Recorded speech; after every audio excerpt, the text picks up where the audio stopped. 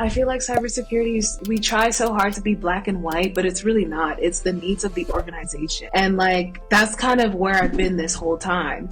And everybody else is doing the same thing too. Like what, unless you're probably one of the first 20 applicants, you're not getting a call back. It's really about like learning how to interview and being able to advocate for yourself.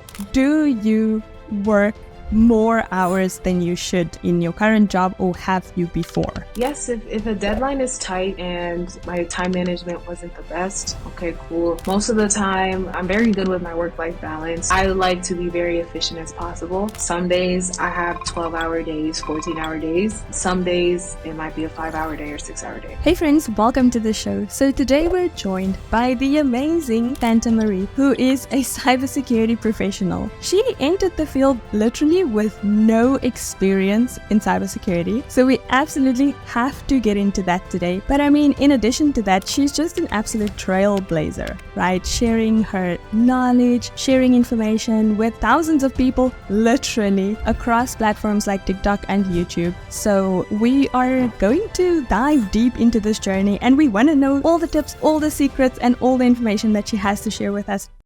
This is Cybersecurity Uncomplicated with Cyber Queen, where we break barriers one chat at a time. No one has the exact roadmap, but together we're challenging stereotypes. We'll show you that cybersecurity is for everyone. We're bold, smart, and unapologetically diverse.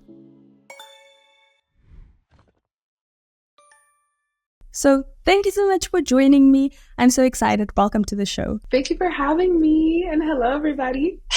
So now I want to start by just kind of opening the floor and asking you, this might be a complex and blanket question, but I think it's an important one. Like, who is Fanta Marie?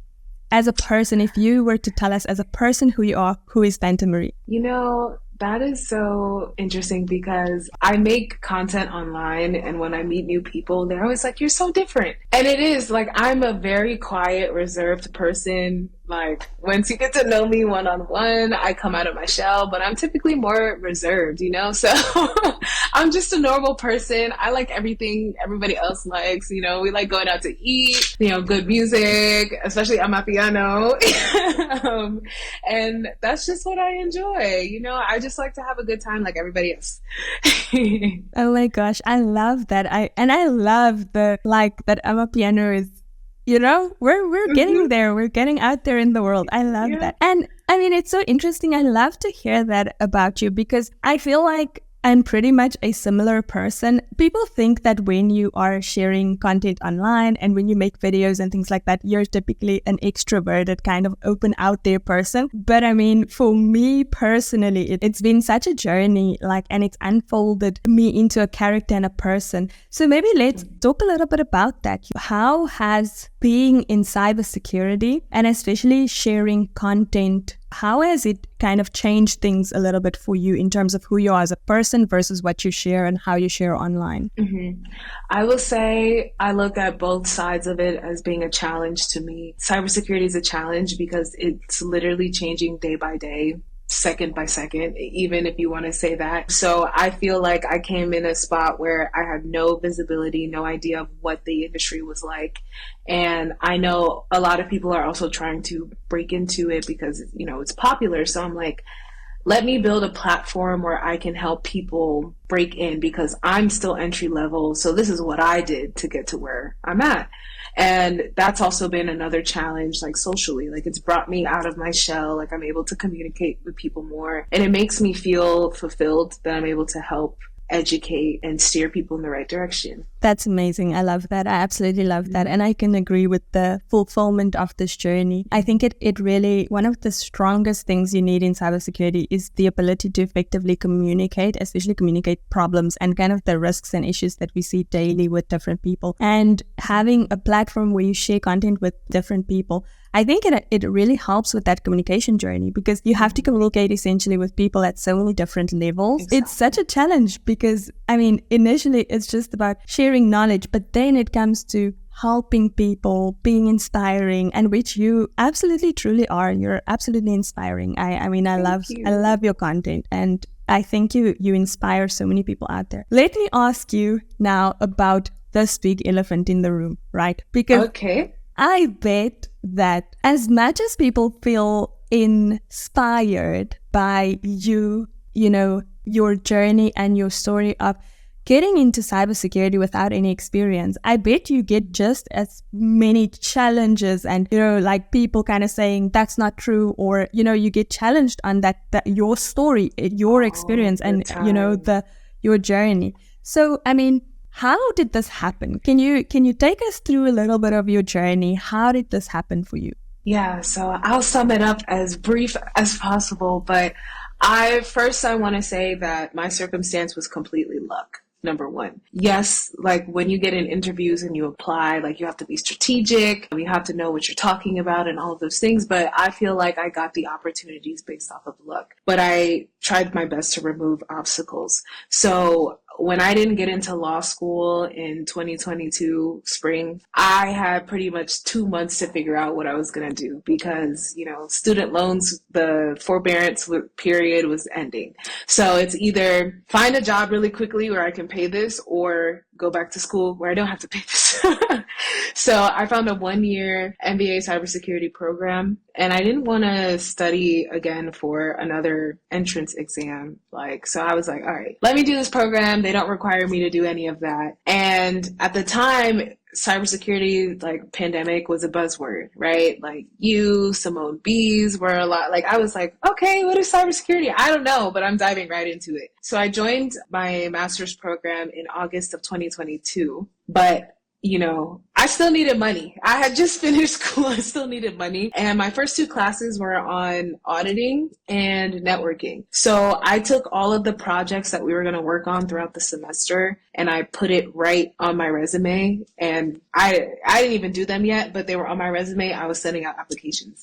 So I found a cybersecurity company who needed an IT analyst, and they were requiring 10 years of experience. They didn't really have good optimization, I guess, so they didn't get a lot of applicants. I think there was only 3 or 4 applicants. And my interview, which I didn't even know was an interview, it really wasn't an interview, but the CTO calls me and he's like, hey, you applied for such and such. And I'm like, I don't even remember because I applied to so many things.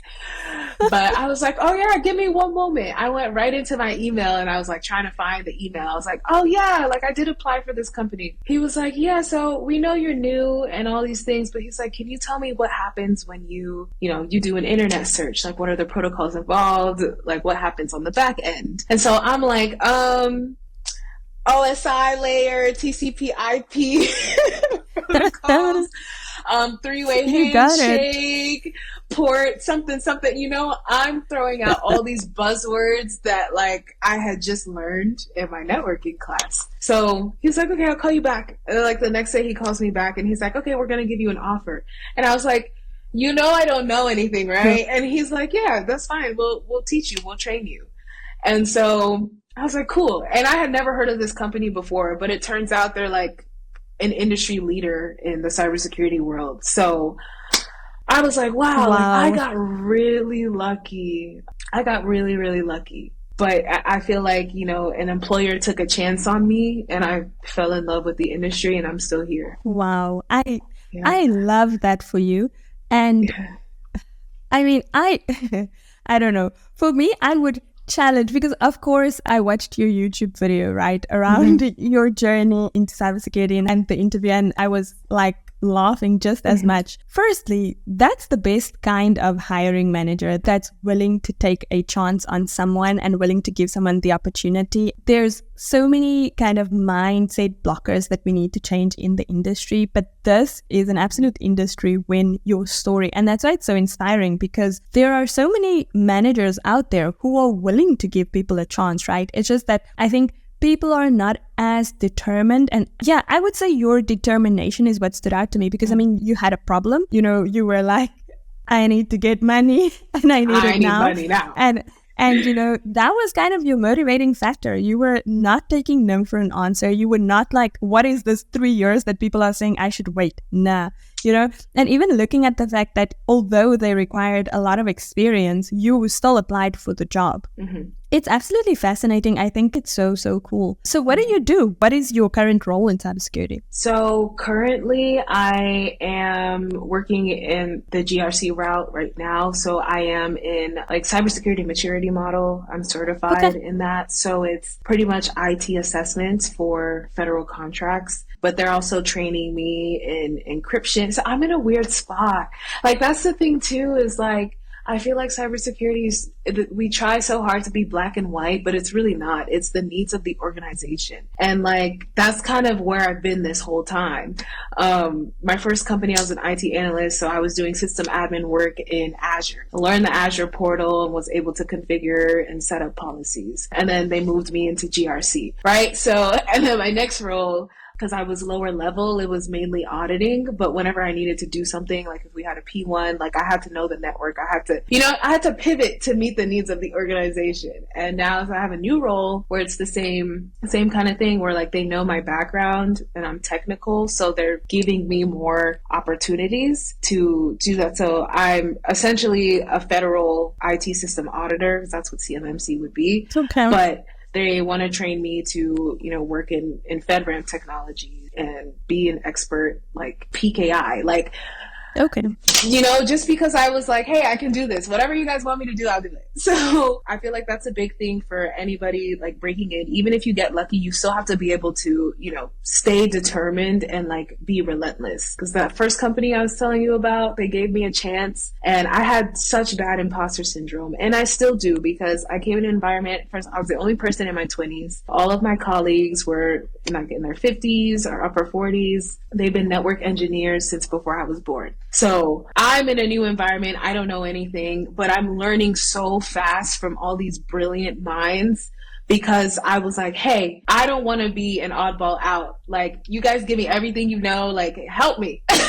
So I can be a better asset to you. Just to add on to what you're saying there in terms of the age and then being a female in the industry, I think people really take that for granted. Like, you have to have such a strong kind of almost like character inside, because you walk around with all of this imposter syndrome and then you still walk into the room and now you're a female, you're a black female, and you are like half the age or more than half the age of the people that's working there in the teams that you're working in. That is how the industry looks, right? But I mean, that's not as much of a challenge as what it is an opportunity to learn, right? I think the amount of information and knowledge that I've gained from peers that have been in the industry for so long is it's mind-blowing. And if you have the right mindset and you are able to challenge yourself to go and ask the question, say yes to bigger things, then I think that's the thing that makes a difference. And that's why I also I'm really challenging today your idea or your thought here on luck versus the determination, because I think another person who saw that they needed 10 years of experience wouldn't have even applied in the first place and be questioning, is it really luck, or was it purpose, or was it just your determination of like, I'm not taking no for an answer, like I'm going for this and I'm not taking no for an answer. And I think one other thought on that is, I always like to say this to people, is that look beyond the entry-level roles, right? Because right now, I mean, the entry-level roles that need 1 to 3 years experience, as an example, have like thousands of candidates applying for it, versus a role that requires 10 years of experience, which they might be putting there, but is more than often not the case, because it's so hard to find professionals in that space. They're just looking for the right person with the right aptitude, attitude, mentality to be able to, train up in the role, and who's a good fit for the team. And like you're saying, I'm so excited for you, because you're learning so many different skills as you're going into these different opportunities that you put into. Literally, by company, it's going to be something different, right? Like, you still need your minimum skill set, but based off of whatever they need you to do, is like, you're going to have to be able to adapt to that. And you said something very important, and I always try to tell people this as well, is like, I think, yes, there is a bottleneck in cybersecurity right now, or the oversaturation, but I really don't believe in that, because I feel like people need to understand where to look and how to look. If you are new and you're putting yourself in a box of entry level, like, I'm only going to apply to things that say 3 years or less, and everybody else is doing the same thing too. Like what, unless you're probably one of the first 20 applicants, you're not getting a call back. It's really about like learning how to interview and being able to advocate for yourself. Like if you don't know something, cool. Let that be the smallest part. Like if someone's like, hey, are you experiencing this? This was in my last job interview. It was, the final round was with the CISO. And he was like, how much do you know about encryption? And I was like, I really only know the very basics, like the different types, but I don't know much about the mathematical problems. But if you want to train me, I'm coachable. I'm like, the next time that we speak, I will be more knowledgeable about this. That's like what I left the conversation with. And I got the offer. So it's like, you really have to be able to make your weaknesses somehow your strong suit. And like, if you know what you want to do, you have an idea, stop adding entry level to the end of the description or whatever your search is going to be, because you'd be surprised. A lot of these companies that need people aren't on LinkedIn. They're not on Indeed. They're not the first search results. They're on page 30. Nobody's on page 30. Everybody sees page 1, and it's Google, Microsoft, Lockheed Martin. It's, all these big companies. Like, you gotta be creative. Wow, I love that. These companies are on page 30. I absolutely love that. That's really cool. So now you were obviously like, you changed from law, right? And you were like, okay, fine. This is interesting. Yeah. I'm going to get into cybersecurity.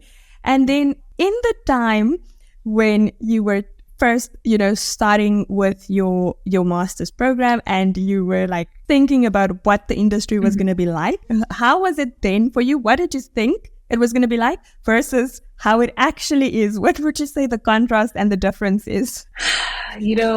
I think like everybody else, when you think cybersecurity, you think of people in a dark room, the hoodie on their computers with 6 monitors breaking into. That's what I thought it was going to be like. I thought I was going to be learning how to hack systems, and I did learn that. I did, but I also realized that is a small piece of the pie. And if you never even want to configure any servers, use any VMs, or learn command line and do crazy things, you never have to do that to be in this industry. So I really appreciated that experience. And then there still is an overlap. I was in a cyber law class with ethics, and it was talking about like the landscape of the future with AI, like what's the intersection with cybersecurity and AI, and how that's going to affect, potential lawsuits or regulation, because we all know government moves slower than technology. So by the time, things are regulated, what's going to happen with companies? And then also like the biggest thing with cybersecurity is that companies that have like popular products and like software that they're selling out, their APIs are not secure. Their lines of code, nothing is secure, right? So that's the same expectation with AI, is that you have databases that are collecting a lot of information from people because they're viral, but what are the implications going to be in 5 years, in 10 years?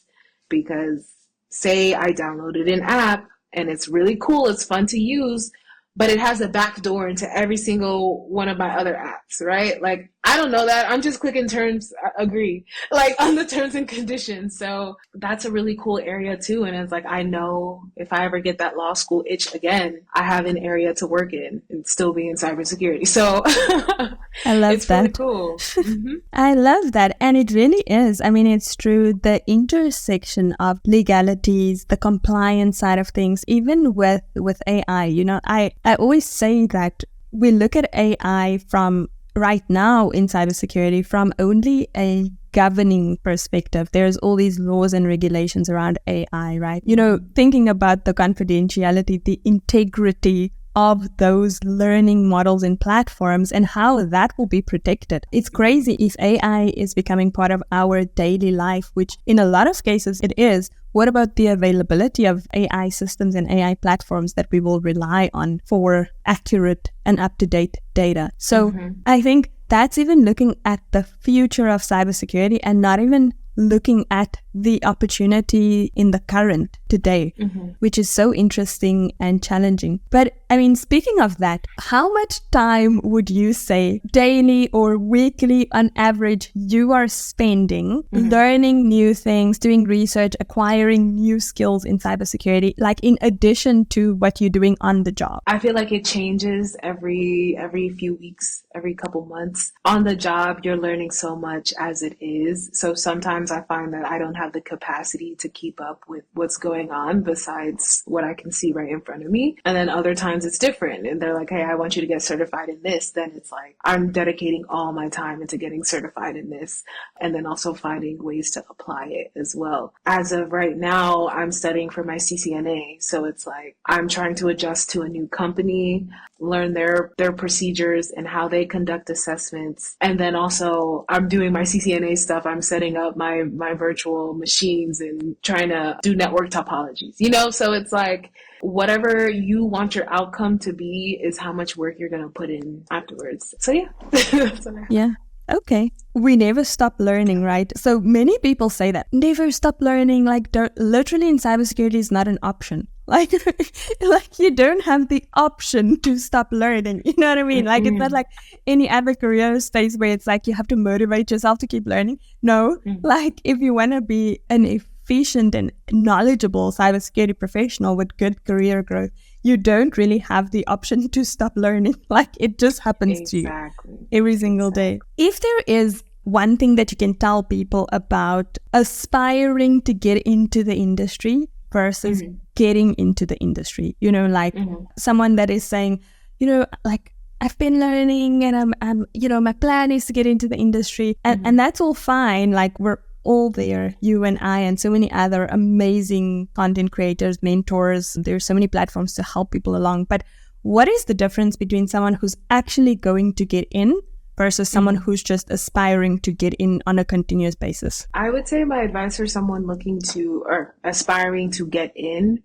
I would say start with getting to know yourself. I think that would that would help you learn what you want to do and versus what you can't do. If you're not someone who understands complex problems and you're not a good problem solver, technical side of cyber is not going to be for you. If you're someone who you're like, that might be a challenge to me, but I'm capable of it and I'm going to keep doing it until I get to where I want to get to, then cool. Learn how to code, learn how to write Python scripts, learn a CM tool, learn Splunk for free, right?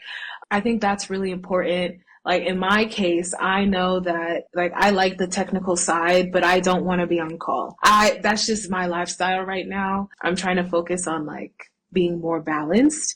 So right now I don't have the space to be a network engineer or a cyber engineer because if something goes down at 2 a.m, 3 a.m, I don't want to be bothered. Don't call me. You don't want to wake up and sort out incidents. Like, no, like that's not working for me right now. And that's not to say that will never be a case for me because I am learning that stuff and I like it. And there might be an environment for me where I don't have to do that. If it's a large enough company where they have enough staff, cool, right? So it's learn yourself first because that'll help you figure out exactly what it is that you want to do later on. And yeah, if you're a fast, aggressive learner, then, vulnerability management would be a good thing for you because, software updates happen all the time. You might have to look at 0 days or 0 hours and like be able to move fast. If you want to move slower, do auditing where your audits take 6 months. Regulations don't change like that. That's pretty much it. I couldn't agree with you more on that one. I wrote just a 10-step workbook on how to pursue the journey of cybersecurity. And literally the first step is know your why, and the reason for the step was literally to tell someone that firstly, you have to know why you want to get into cybersecurity and then what you want as a person. Because if you don't know that, you're going to end up exploring so many general topics in cybersecurity and it's not specific enough to get hired, right? I think that's also the other thing. If you want to open up yourself to actually get hired into the industry, you have to be a little bit more specific in terms of what you want. And also, if you want to thrive and enjoy it, like imagine your journey. You don't want to get hired for an incident response position and then that's where you get hired. You'd be absolutely frustrated by that role. Yeah, so it's funny because I'm still a part of the incident response team indirectly. Well, at least at my old job, like if I was working on a deployment with a team and something would happen, there are a lot of nights where I was up from 3 a.m. to 7 a.m. like troubleshooting with the team. I wasn't actively troubleshooting, but I had to be accountable for my part of the deployment, right? So you get that, but I'm not the leader. So I can hop in and out of the call if I need to. But yeah, okay, sorry, nice. You had a question. My next question was going to be that how do you deal with what you don't like and the unexpected? How do you deal with that? Because I mean, that happens in cybersecurity, right? All the time. So how do you as a person deal with that? Right. Mainly, I mean, control what you can control. Try your best to. You have to be realistic. Not everything is going to be perfect. Not everything is going to, I mean, working in cyber, I think no matter what side you are on, there's always going to be emergencies where, need to be 10 toes down, all hands on deck, right? Yeah. Yeah. But I think you can have some type of control depending on what area you want to be in, right? Like I know if I'm a network engineer, I know what comes with that. If I'm more of a network analyst where I'm doing deployments, for example, at my last company, my part of the deployment, I would always, send spoof testing to the team like, hey, please make sure that this is working. Harass them nonstop because when you do your cutover at 2 a.m.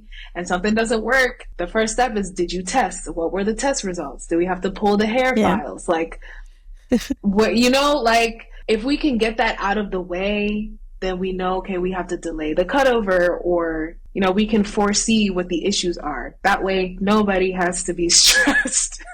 Yeah, agree with you. So let's maybe ask some low practical questions here that I know many people have in their mind and that we need to address. All right. So, let's do it. All right. So you work in cybersecurity now for how many years? Almost 2. Okay, almost 2 years. Yeah. Mm-hmm. Do you code? Do I code? Not right now. Okay. Do you envision yourself coding in the future? Maybe. In my past role, I did PowerShell scripting. I think that would be the extent of it. I do want to learn Linux at some point. I would say more of command line, and I'm learning a lot of that with my CCNA. But as far as like custom Python scripting.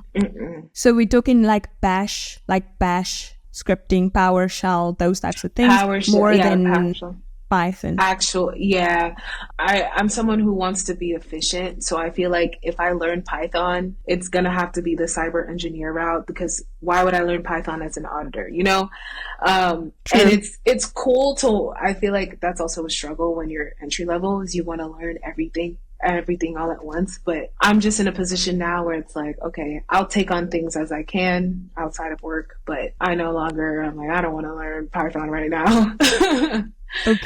Okay, perfect. So coding, not right now, maybe in the future, and then more scripting. Okay, cool. Then do you work more hours than you should in your current job, or have you before? Yes, if a deadline is tight and my time management wasn't the best, okay, cool. Most of the time, I'm very good with my work-life balance, so I like to be very efficient as possible. Some days I have 12-hour days, 14-hour days. Some days it might be a 5-hour day or 6-hour day. It's in between, but regardless of what type of day it is, like I make sure my quality of work never declines. Oh, I love that. Then, do you work remotely? I am remote, yes. Fully remote. Fully remote now. Yay. Okay, perfect. And okay, so let's maybe go a little bit here into two-sided question here. What would you say is the unknown dark side of working in cybersecurity, and what would you say is an absolute amazing part of working in cybersecurity? Okay, dark side. I would say dark side would be more internal. Imposter syndrome is very real. And also when you're put on the spot with like senior level people who don't really have the patience to be dealing with you, that can be tough. I'm someone who like never likes to be wrong. So yeah, that's a tough side, especially also if you're a woman too, it's difficult because men will have a certain tone with you when they're talking to you. I've seen it happen to my team lead where we're in a P1 call and like guys are like almost catching an attitude with her, and it's like, and she stands her ground. I like that. Yeah, she doesn't take that from them, but they don't talk to each other that way. So why are you talking to her that way? You know, that's a dark side. A positive is that, you know, if you live in a good area, you're a quick learner and you can prove that you have the skills. Cybersecurity is a very financially rewarding area to be in, especially the more skills you acquire and the faster you try to become an expert and stay an expert. Then yeah, that's a good thing. Absolutely agree with that. I completely can relate to what you mentioned on the dark side. I think as a woman in cybersecurity, and especially in the technical space, I find that unfortunately it just is the way that a guy can come into the call and no question, he probably has a good idea, you know, and then I can come on the call and I first have to validate my knowledge, validate that I might be able to have a good idea, and then it's fine. From there, it's fine, and it's, you know, well respected and accepted and those things. But there really is sometimes conscious bias and sometimes unconscious bias that really is an issue. And it's not that the people want to be like that, but it's almost like people lose patience with women in the industry. So I think there's a lot of ground that we still need to make up for there, but that's why we are here, and that's why we and for me it's even like when there's another lady and then it will always be kind of this mutual thing, like we don't know each other but you and I are on this call together, you know. So I absolutely love that. So what do you do outside of cybersecurity? What are your hobbies? What's your lifestyle like? When I'm not studying for things, I like to, I'm in a new city, so I like exploring it. I like going on walks in the park, trying to be more active. So I like doing Pilates classes. It's a form of strength training. I'm excited with the gym. And then also like trying new foods. And I really love traveling. I'm a big solo traveler. So South Africa is on my list. Yeah, like I want to see the world. Like there's so much out there. I love new experiences no matter what it is. Awesome. And what's your favorite city you've been to so far? Favorite city ever would probably be Playa del Carmen, Mexico. That's my favorite spot. I lived there for 2 months during the pandemic, and it was just an amazing experience. Very peaceful, affordable, right on the beach, kind people everywhere. Yeah, it was really good. Oh man, I asked you that question to lead up to the fact that South Africa will definitely beat that no matter what. And then you described it and I was like, oh. It's like, oh, sounds so good. But I'm sure South Africa will beat that no matter what. Oh, for sure. I had a conversation with my friend the other day and she's like, Cape Town is amazing. Joburg is amazing. And I'm like, okay, I need to go. I'm putting that out. So yeah, I can't love wait. that. Another question here for you then. What do you think is one of the biggest things that have helped you stay consistent and that has truly helped you along in your cybersecurity journey thus far? Honestly, I would probably say the people that support me, the people that watch my videos, comment and ask for my help, because they really force me to, you know, figure out new resources. And I learned so much along the way too. I'm like, okay, this is a new program that you could do. Or even like the outreach that I've had, like collaborations with companies and stuff, that has just been so valuable to me. And if it wasn't for I'm like, okay, I'm doing it for my community. So this is what I'm learning. This is how I can upskill. I can do this training for free and I can tell people about it. So I really love that. Oh my gosh. I think that is such a positive side to content creation, because I think people underestimate the amount of time and effort that goes into creating content. And especially if you are a creator that's truly there to give value to the community, then for me at least, if I'm going to recommend a course, like I'm going through the course first, I'm getting my own thoughts in order, like uncovering what I learned in the course, and then that's when I share it. The time that it takes to create content is really, I think, undervalued, but the amount of learning that you gain from the experience of content creation, I think is like so superior. It's amazing, and it's something that like I don't think we would know unless we started the journey.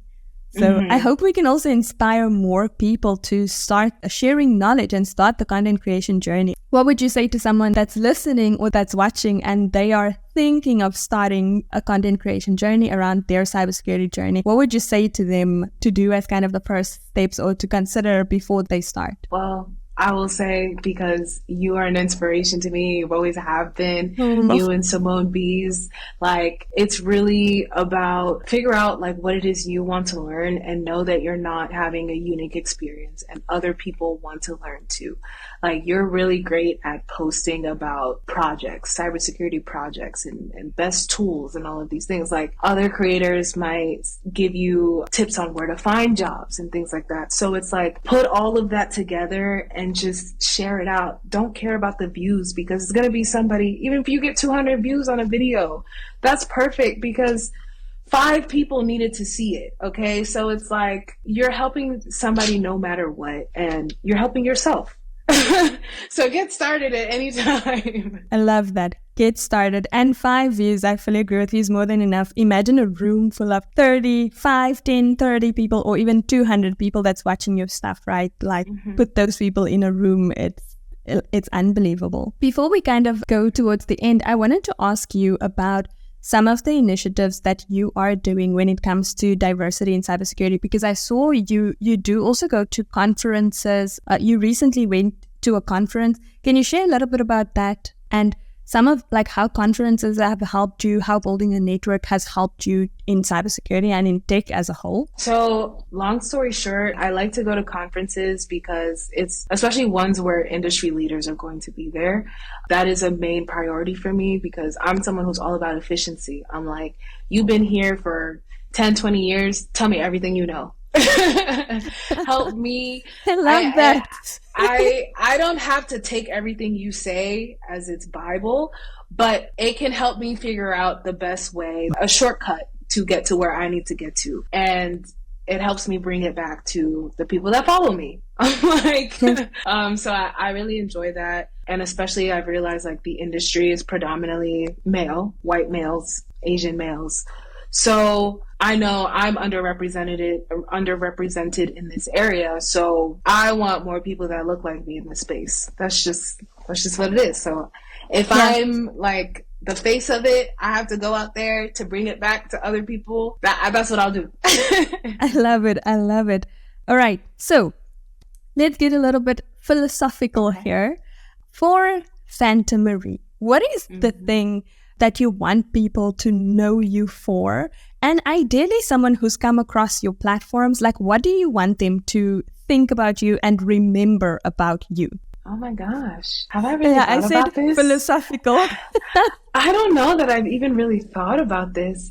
I just want to be a positive resource. I want someone to like come to me and feel like they can talk to me about something. If you have questions, like I answer comments, I answer DMs. Like I want you to see me as a resource, and I want to be an example. You're not going to have the exact life that I had, but I'm a big believer in don't tell yourself no before other people tell you no. So if I got lucky, That doesn't mean you can't get lucky. You might have a job that pays you 10 times what I got. Like, you know what I'm saying? I want you to see what the possibility is. That's what I really want people to come to my page to, because industry vets will say, oh, it's impossible to do this. You can't do that. That's not how that works. And I'm proof of you're wrong. Like literally you're wrong. Like, it could be whatever you want it to be. So that's really what I do it for. Yeah, you really are proof. And it's kind of that now you have that unicorn status and you just have to keep it going, right? You just have to keep being that unicorn that's like that inspiring force that keeps breaking barriers, because it truly is. You're bringing other people on the journey and you're inspiring so many people. So I absolutely love that. And you definitely are a positive force. I can tell you that for sure. I love seeing how you inspire people. So what is next? What is next for you in terms of the career journey? Let's talk about the longer term. And then what is next for you when it comes to the platforms and content creation and that journey? So moving into more of like a GRC, like technical consulting role is what I want for myself career-wise. I want to be able to learn that landscape and then eventually have my own cybersecurity auditing firm where I can tie that into my content creation, because I do want to focus more on content creation, but I want it to be positive. So if I'm dedicating all my time, giving people resources and like helping them figure out what their career is, I want to be able to take my followers too and say, okay, I have this company. You guys, I'm picking 5 people to do an internship. I want to be able to funnel it that way and that's how I'm using content pretty much. It's like, I want to be able to give back. Like I give away vouchers every now and then for like Security Plus. I'm giving away 2 vouchers. Like that's just really what I want to do is like, so yeah, career wise, eventually work for myself, have my own auditing firm, and then keep up with content creation and help my followers gain experience by working with my company. So that's what I really want. Oh my gosh. More short term. Oh my gosh. Yeah, I know. I'm like, it's exciting. I'm nervous, but more short term, I do want to start doing like e-guides and digital products and one-on-one consultations and things like that. So yeah, that's what I have. Oh my gosh, I can't wait to see the journey. I can't wait to see when you start like ticking off all of the smaller milestones and then the bigger ones. I cannot wait. And knowing you, it's definitely happening. That determination and the mindset is unmatched. So I absolutely can't wait. So where can people come and find you for all of this? Where must they go to? My username on everything is Fanta Marie T. So TikTok, Instagram, YouTube. That's where you'll find me. Message me. I have a website. It's just fantamarie.com. That's more of like my media kit. And if you want to book a consultation eventually, like I'll update that. I'm working on it right now, actually. And like e-guides, all my e-guides will be there as well. But yeah, if you just look up my name, you'll find me. Awesome. Well, thank you so much for joining the show and for chatting with us. I'm sure everyone has learned so much from the session, firstly, and is like truly inspired. I know I am absolutely inspired. So thank you for everything that you do, and thank you for joining me today. Thank you so much for having me. This was a great experience. If anyone has any questions, please reach out to me, and I hope you enjoyed the video. This is Cybersecurity Uncomplicated, and I'm your host, Cyber Queen.